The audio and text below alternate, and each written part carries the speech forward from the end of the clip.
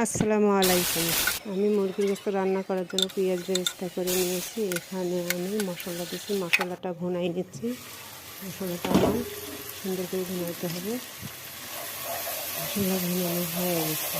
আমি এখানে একটু নাড়াচাড়া করে মুরগির গোশতটা দিব। এখন মুরগির গোশতটা দেবো ঢেলে এখন নাড়াচাড়া করে দিব। নাড়াচাড়া হয়ে গেছে, এখন আমি এখানে ঢাকনা দিয়ে দিব।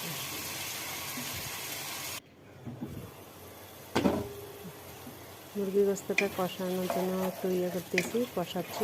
এখানে একটু সামান্য আলু দিব। আলু দিয়ে একটু নাড়াচাড়া করে আমি ঢেকে দিব।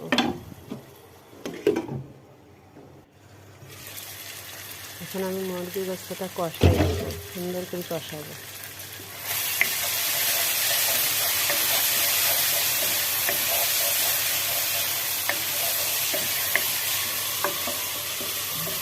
হাত দিয়ে কষাই নিচ্ছি।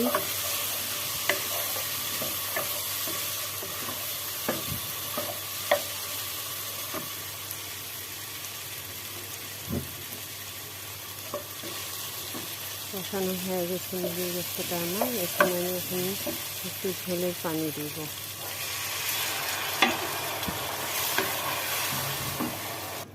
ঝোলের পানি দিয়েছি, এখন আমি নাড়াচাড়া করে একটু ঢেকে দিব হওয়ার জন্য।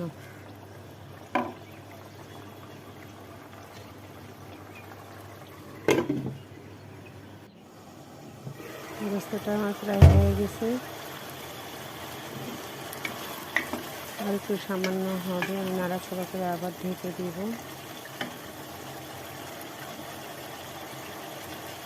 একটু হালকা জালে রাখবো। এখন ঢেকে দিয়ে একটু হালকা জালে রাখবো। হালকা জালে রেখেছি। এখন আমি আবার দেখতেছি হয়ে গেছে আমার মাংসটা। আমার মাংস গোশত রান্নাটা কেমন হয়েছে জানাবেন।